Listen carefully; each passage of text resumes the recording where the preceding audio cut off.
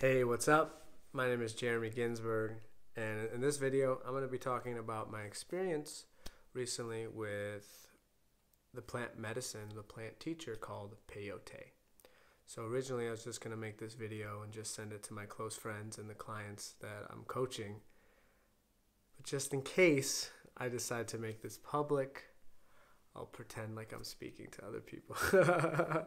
Anyways, this past weekend, I spent 2 nights in a row in a teepee consuming the cactus. It's a grinded cactus, the plant medicine called peyote. It comes from the Native American tradition, and I've just barely scratched the surface of the history around this plant, but there's been a lot of oppression, and apparently people are still in jail to this day, and so many people have died and been murdered because of this plant, because it's so powerful. Not because it's necessarily dangerous to the body, but it's dangerous to the institutions. So I won't get much into that because that's not really something I've studied and learned, but I do want to make this video and share my experience. So before getting into the ceremony itself, I'll say that I do have a lot of experience with plant teachers. I say a lot, I guess more than the average individual. I've sat with ayahuasca maybe 10 or 12 times. I've taken mushrooms, psilocybin, probably about 10 or 12 times as well. I've done Kambo, the frog medicine, 3 times, and maybe a few others. But for the most part, that was kind of my journey. And ayahuasca and the rituals from Peru and Brazil were completely different than this experience. So going into peyote, I didn't really know what to expect. I knew that they had a teepee, and I knew they had a fire, and I was aware that they don't sing as much as in Brazil, which I don't know many cultures that sing as much as they do in Brazil. But anyways, I just want to talk a little bit about the experience and kind of the big insights that came through for me, because it was super powerful. And I mentioned the other plant teachers or animal teachers with the frog that I've worked with, because that's kind of what I'm comparing it to. And so I was actually very, very scared going into this ceremony, because I've struggled with chronic headaches for the last 3.5 years of my life. And I was very nervous to be around tobacco, which I knew is part of the ceremony, which I'll get into, and also to be around just so many people during the night and not be able to sleep, and just the fear of the unknown. So, I mean, basically, it was amazing. and I was very impressed with the plant and everything I learned. And what I love about it the most is it's very embodied. It's very present. So I've taken mushrooms and ayahuasca, even sometimes marijuana, to be honest, and it feels like it's this high, like I'm going kind of out into this different dimension, or I'm downloading inspiration or getting ideas or speaking with different types of energies or deities or having visions. And this was nothing like that. This was very much embodied. It was very grounded. It was very present.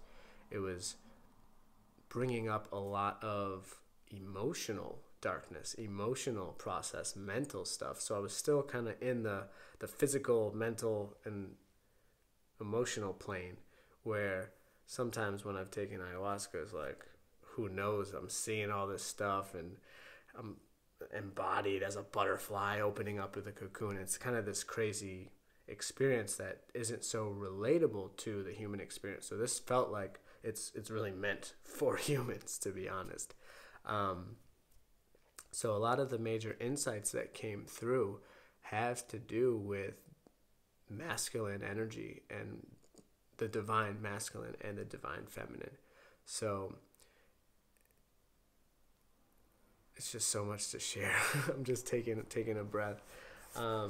People say with an experience like this, it's like if you went to the ocean and you tried to explain to someone who's never heard or seen the ocean before. They've just heard stories, but they've never been there.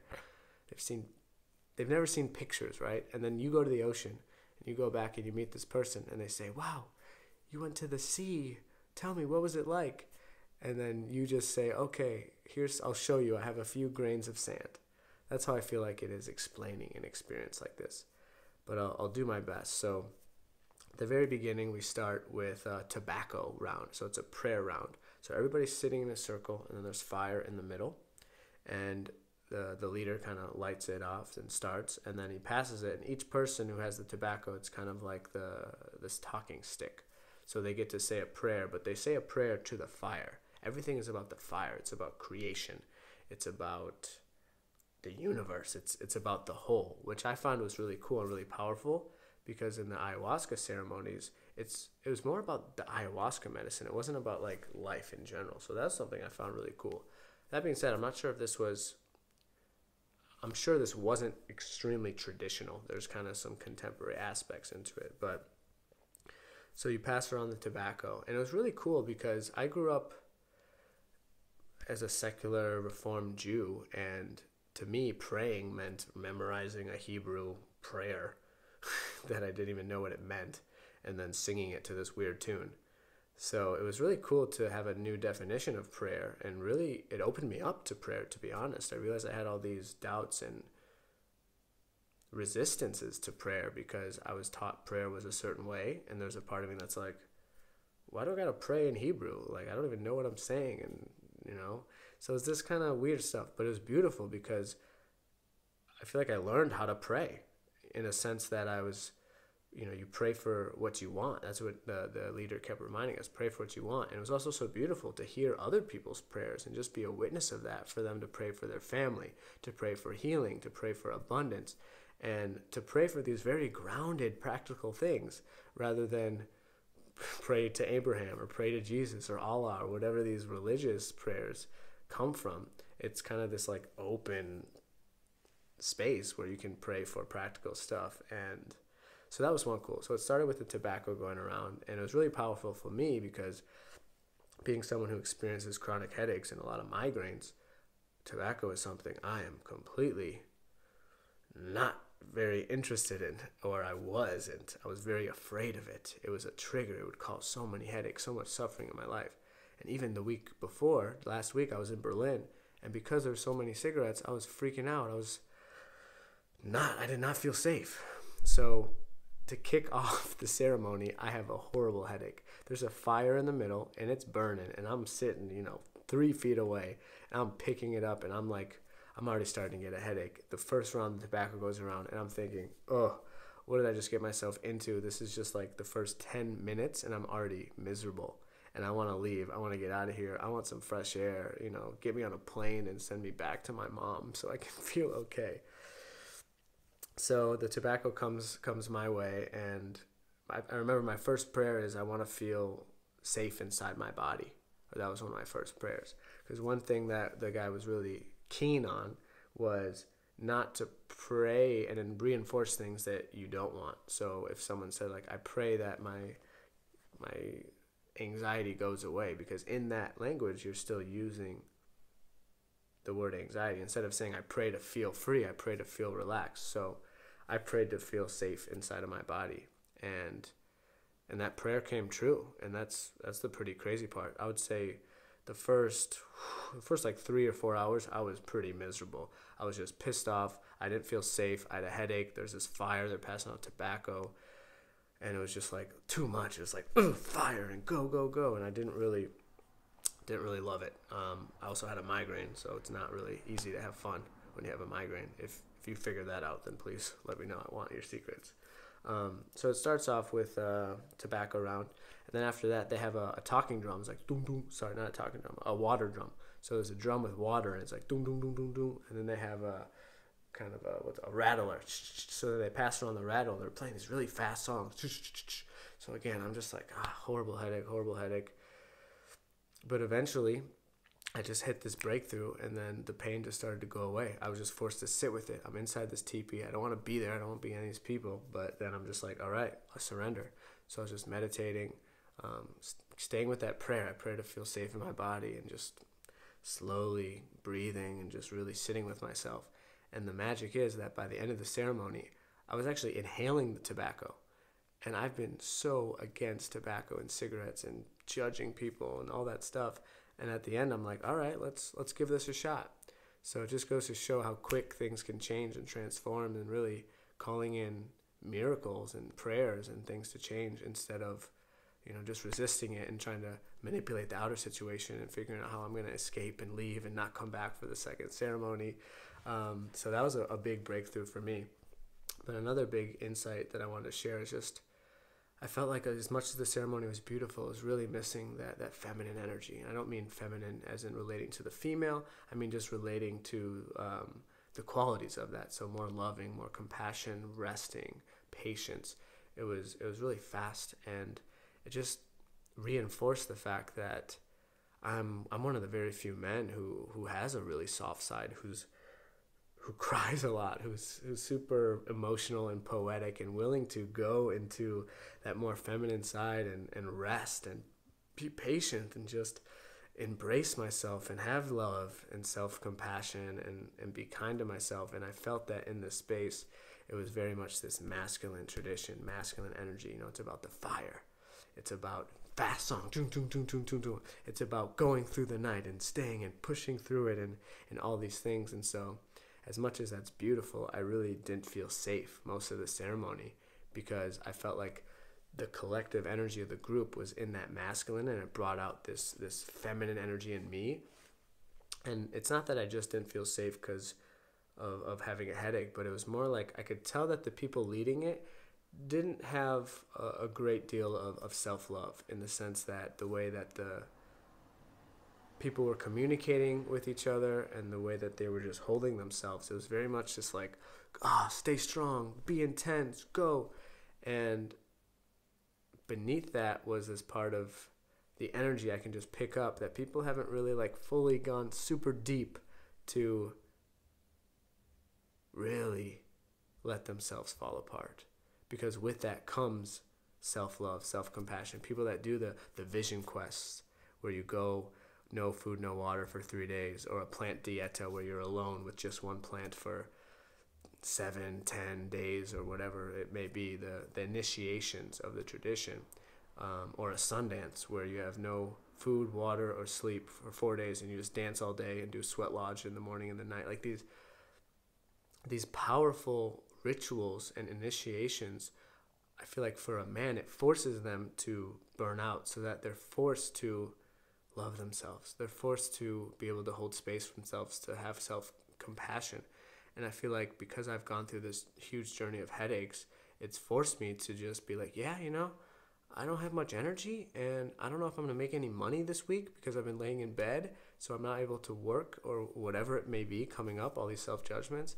But I've been forced to just love myself no matter what, and be like, it's okay to be a man who isn't super creative and doing and not doing very much. The ceremony felt like it was a lot of doing, where in some of the ayahuasca ceremonies there's breaks in the Santo Daime tradition, and so you can kind of rest and sleep and meditate, but that wasn't as much. I feel like that's not a traditional thing. I think that was more just the energy of the group, but I just wanted to share a little bit about my experience. Another thing that was cool is that when you pass around the rattle, it gives everyone an opportunity to share a song, or truly to share a chant or a prayer, or I think it's a chant. So it's like you shake it, and then a lot of it is not even in English. It's these Native American languages or other things that just really get people in their right brain, and it can be super intense, but it was really powerful. And I felt like, going back to the energy in the space, it allowed me to really tune into my superpower, really own the fact that I'm on the path to mastery, because there's so much energy in the room that I could feel, and I felt like not everyone else could. And it was beautiful to just like kind of dissolve into that. And there's a specific example at the end of the first ceremony, which lasted through the night. So we started at like 8 p.m., went until 10 a.m. Crazy. And you don't even sleep. I didn't sleep a drop. I didn't even close my eyes. I mean, I had a horrible headache, so I was like out of it, but no way I was falling asleep. But in the morning, someone was sharing something super vulnerable. And as he was sharing his it's even sad. I don't want to bring it up just in case. But he was sharing something really, really powerful and sad. And I was sitting next to him, and he said it was his first time really sharing it with a group. He's only told a couple people. and I was crying his tears as he was sharing. I could feel it, and I just started bawling. I was like, and as he's talking, I was releasing the emotion that I felt like I was picking up from him. So it's very validating for me to just like watch that happen in real time and observe it and realize that emotions aren't just inside of our body. It's an energy that's lurking. And so because I was in his field and because I'm open and I've done a lot of inner work myself, I was just releasing that. So I was doing that, I felt like the whole night. And sometimes it felt really heavy and it was challenging.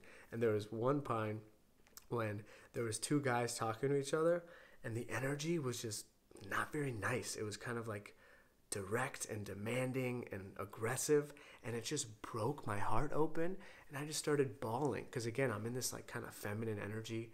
And one of my other teachers says that in this lifetime, it's crazy that, or it's interesting that I've in a male body, because apparently in past lives I have a lot of feminine energy. And so it's pretty out there, but if you believe in reincarnation, which I definitely do, I felt that in that moment where I felt like I was embodying this woman who is looking around at these men, and I'm like, I don't feel safe. Why aren't you guys loving each other? You're not standing in your power. And when I just watched this guy say, he was just giving directions, and it wasn't anything really mean, but it was just the energy beneath it. It wasn't the words, and I could just feel it. It's just like, it broke my heart. I'm like, brothers shouldn't talk to each other like this. Why are you being so mean? And why can't you use your manners and say please? And it just broke my heart open, and it was so intense. Like looking back, yeah, I can just kind of logically explain what took place, but it was as if I was watching a loved one like just get hurt or even almost die. It was just this like deep release of pain just breaking my heart. And I sat with it and I just watched that, but it was just crazy. And I guess it just reinforces the fact that I'm devoted to the divine feminine in the sense of the energies about like just being more loving, being more compassionate. And if you look at the patriarchy and kind of the leadership that they've like, look at what's going on. Look at what the politicians like. Do people actually trust any of the politicians? The sports athletes, the business owners, that's all majority run by men. And I'm not against men, but more than ever, I feel like, all right, we got to give more power to the women, because, or even not even necessarily to the women, the people, but like to the feminine qualities, to love, to compassion, to patience, to, yeah, just like dance, even that. Like I wanted to dance through the whole thing, but it's kind of this like, chug, chug, chug. And I'm like, I want to shake my hips and move and do these more like feminine, juicy things. And yeah, so that was one thing. Another thing I'd like to share is I felt like my light wasn't welcome. And that was a big one for me. It was very, very, very humbling, but very tough. There was music, which isn't the traditional style, but there was music. And I shared a song, We Are One, and it went really well. That was the first night. And then later I shared another song, Rasta Moses, which didn't really fit with the energy. It's a funny song. And the guy who led it told me after, he's like, hey, here's a piece of feedback. Sing to the fire, don't sing to the people. And that was great feedback. And I realized the song, Rasta Moses, is very much a funny song. So he was saying it gets people into their personality because they're laughing. So it takes away from the healing work. So I understand that and respect that. But then the second night, I sang We Are One again, and it went pretty well. But then I almost felt like I wasn't welcome to sing because my light and my essence of a leadership kind of threatened the other people leading. And yeah, and that hurt. And that felt like also kind of an old feeling for me, in the sense that I've just always wanted to be a leader. And anytime I'm in a space where I'm not able to lead, it either frustrates me, it makes me angry, or I just start to like kind of judge myself. And obviously there's a lot going on inside of me, but I also feel like it's a reflection of this world where so many people are leading and creating more followers. And what we need is leaders who create more leaders. And that's something I'm personally working on, especially when it comes to music, because I host music circles and shows and gatherings. And I'm realizing that when I have other people share, it's sometimes a big deal for them to open up and share their first song or play the guitar. They're nervous.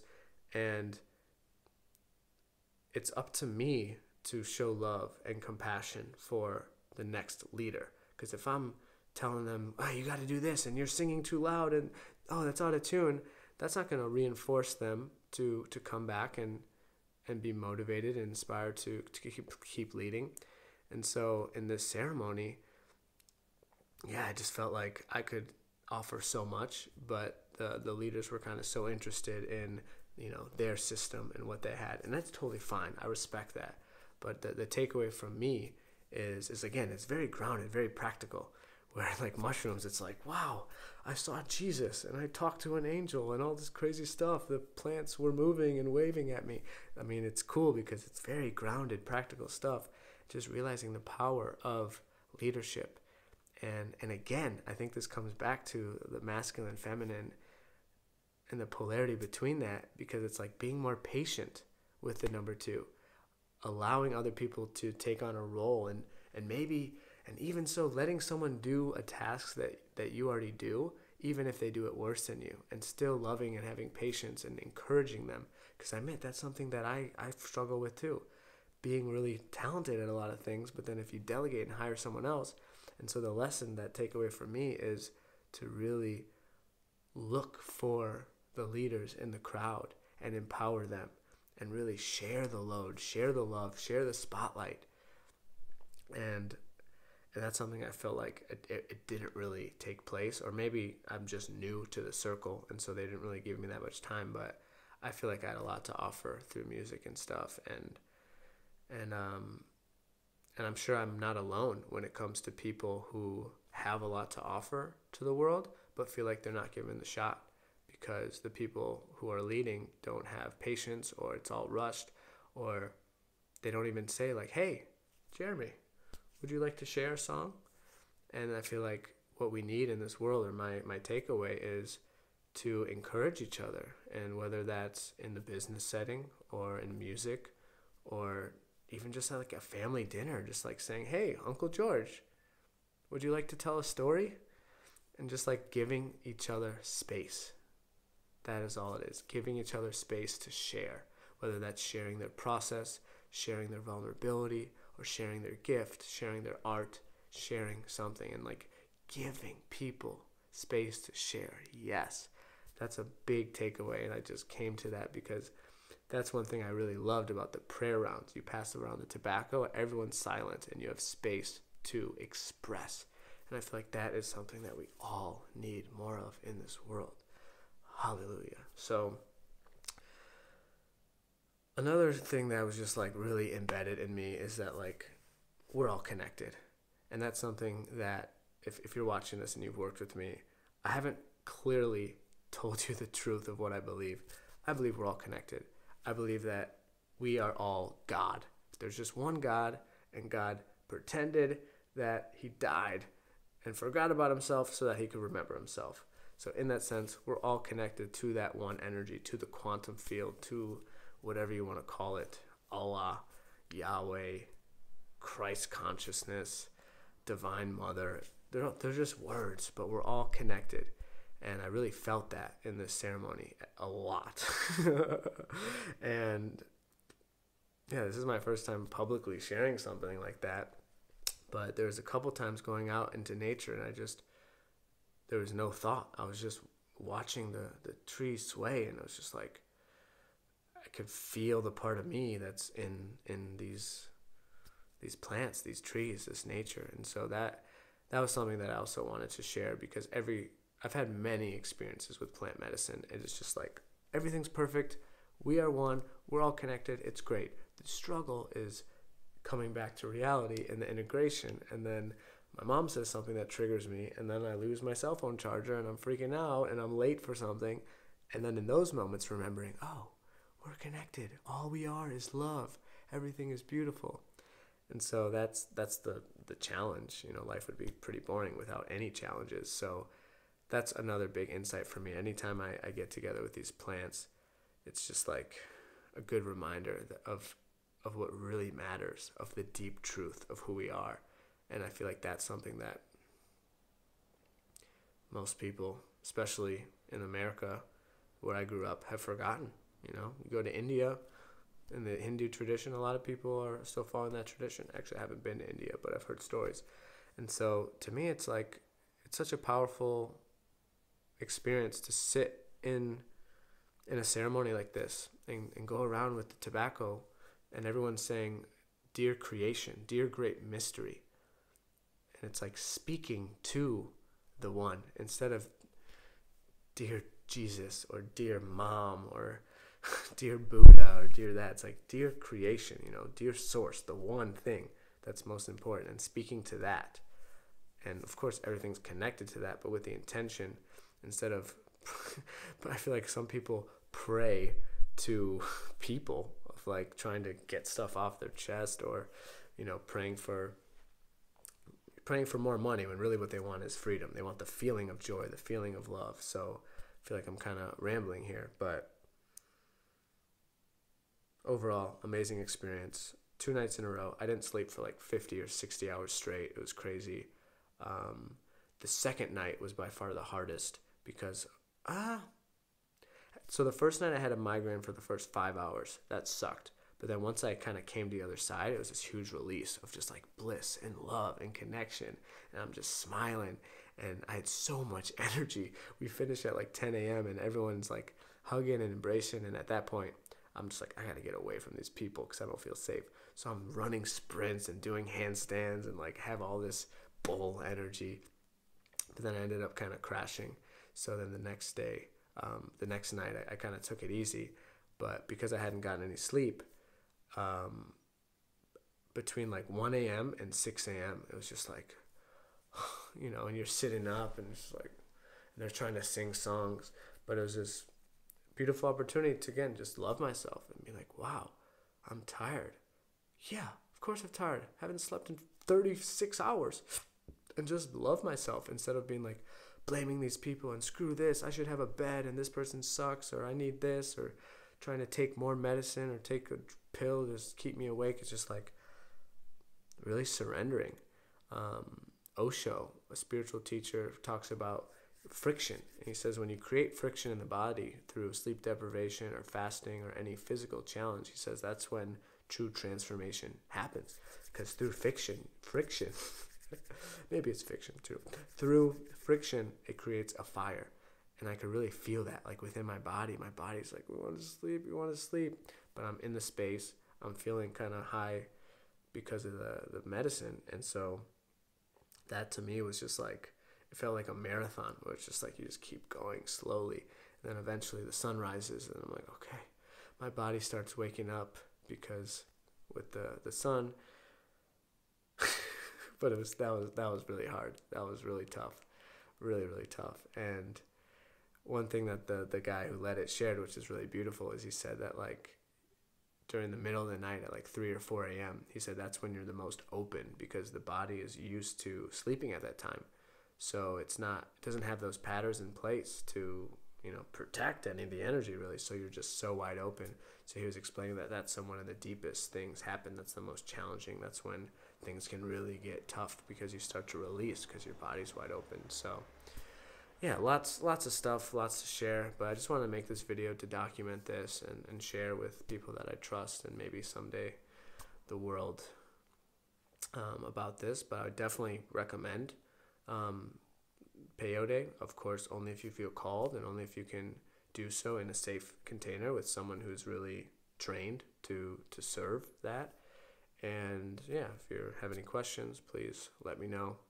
Otherwise, I'm going to end this. It's pretty long, almost 30 minutes. So thanks for watching. And as we said in the tobacco prayers, after the prayer, you say aho, and then everyone responds aho.